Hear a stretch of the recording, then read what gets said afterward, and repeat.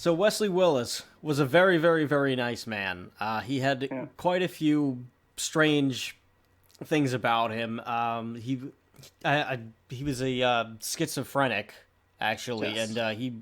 this guy was actually very influential in the punk rock community in Chicago. He knew a lot of people on there. He was actually on Jello Biafra's record label, Alternative Hmm. Tentacles, which Jello Biafra, of course, being the main dude in the Dead Kennedys, Hmm. and occasionally he is a politician as well, going with the Green Party, which go figure.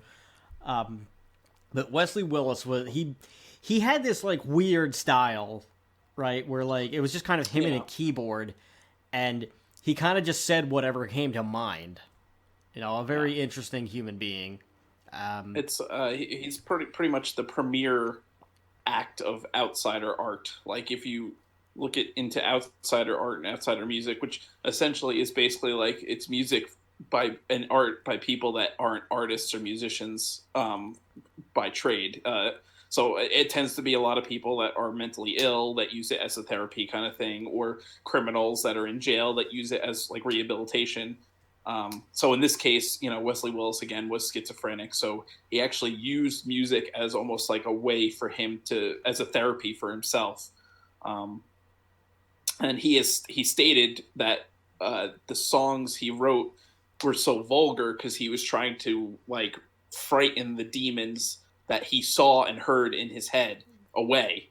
So that's why he wrote these like vulgar, crazy, wacky songs. Yeah, and Um, like he would a lot of the times the worst attacks that he would get would be on the bus ride home or going somewhere in Chicago.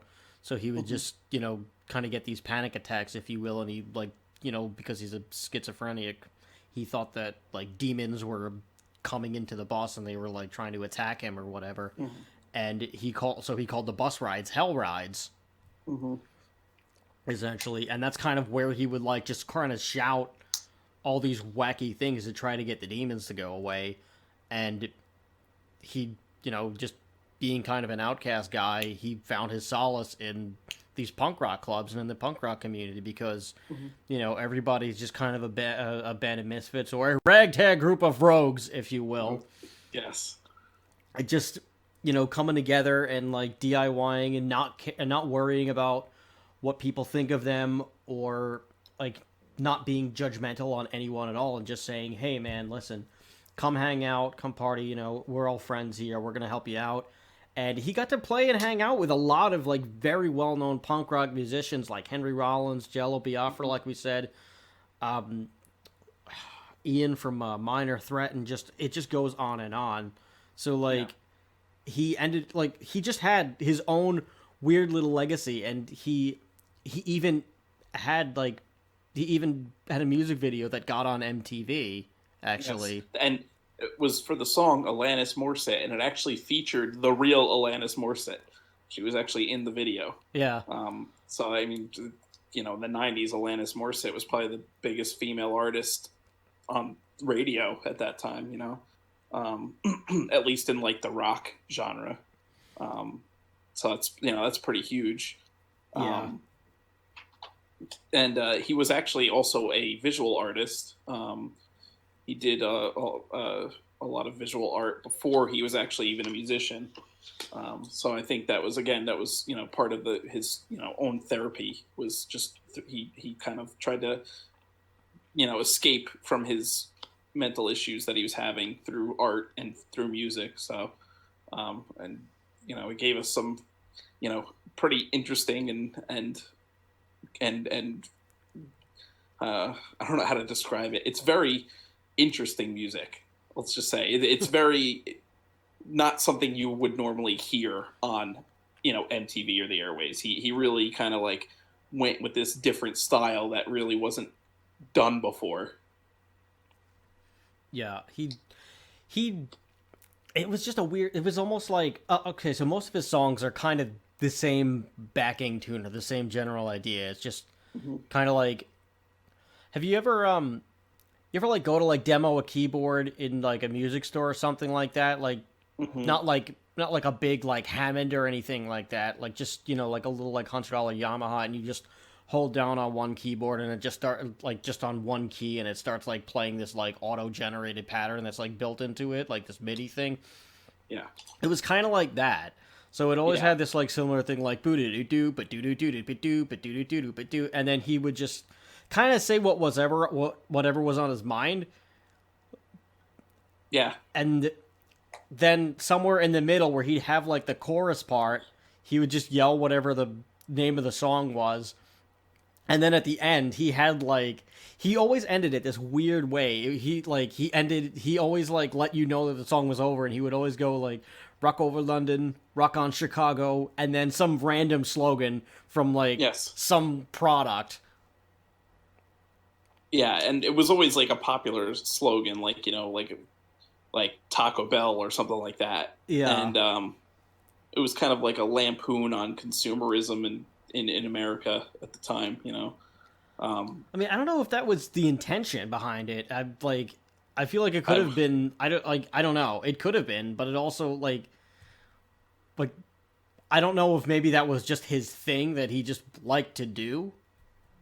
Possibly. I mean, he could have. I think he had some kind of intention behind that. I think he, obviously, people are going to say, oh, well, he was mentally ill, so he was probably just repeating something that he heard on TV. But if you listen, his songs do have structure, and they have, he wasn't like a stupid man. He was. No, he wasn't. He was just misunderstood. Yeah, very much so. And his story is kind of sad because, again, he was a schizophrenic, I think he lived alone most of his life, kind of was an outcast, and art and music was just his escape from his life. And, it kind of turned out happy for him in the end that, he did have some success and, got to live a fairly decent life for a while, Mm-hmm. He actually was a guest on the Howard Stern show once, which is kind of cool. Oh, really? I mean, he did a bunch of tours. Like, one of the things that, like, it was also nice that people took him out on the road and everything. They called him the daddy of rock and roll. But I think it's kind of cool that he still was able to find this success, and, a guy who had, like, a ton of mental health issues. Yeah. That, like, at the time just was totally discounted. Like, nobody really knew what it was. He was just kind of that weirdo, don't talk to him or whatever, because just mental health in general just was frowned upon and just not researched well enough or anything like that, which is sad. But that's unfortunately a product of the times. But he was still also a product of the times. Yeah, I mean, it's not like we're through it. We're getting better, but like, there's a way to go.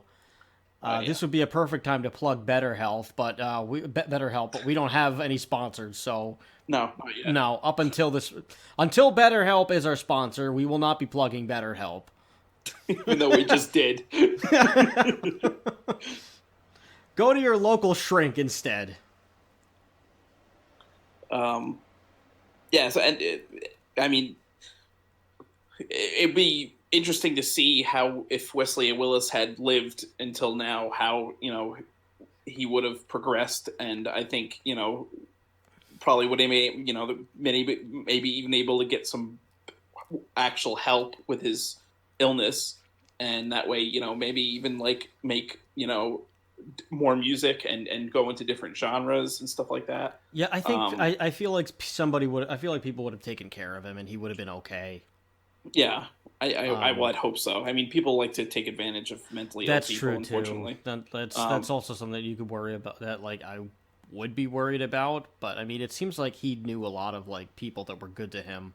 Yeah, I think he had a lot of friends in the music industry, like big name friends. Like, again, you said Henry Rollins, Jelly Biafra, Eddie Vedder. So I think they would have backed him up a lot. Yeah, I mean, he had a couple of albums on like Rick Rubin's label, which is kind of neat. Yeah. So he was. It's interesting because he was fairly popular for being this really underground and, again, outsider to music, and I think the '90s kind of was uh, the best time for that because there was a lot of experimentation going on in rock at that time. Right. um, I think it was that was probably the best time for that kind of this underground, this person who's really not a musician to come in and kind of do this almost avant-garde thing, because it really was kind of avant-garde if you think about it. It's very similar to like John Cage or something like that, where like they're using just like these kind of looped recordings and doing this interesting stuff with it.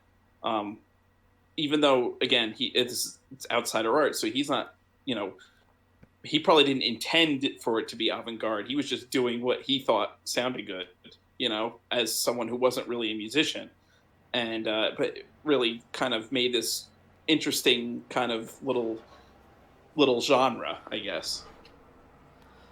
Yeah, and it's also interesting just to see how he influenced people over time, because like it wasn't like it's like he, despite everything working against him, he still was somewhat an accomplished musician. Hmm. So like just outside of all the other punk rock genres and everything, you can hear influences in a lot of like in just a lot of other like genres of music now. Like even like if somebody just like even just like saying just like yelling random things that don't seem to make any sense, you can attribute that to Wesley Willis. Or Yeah. like just throwing over like a bunch of wacky loops, and then just Well, I kind of think like I think his music touched more areas than like people would expect.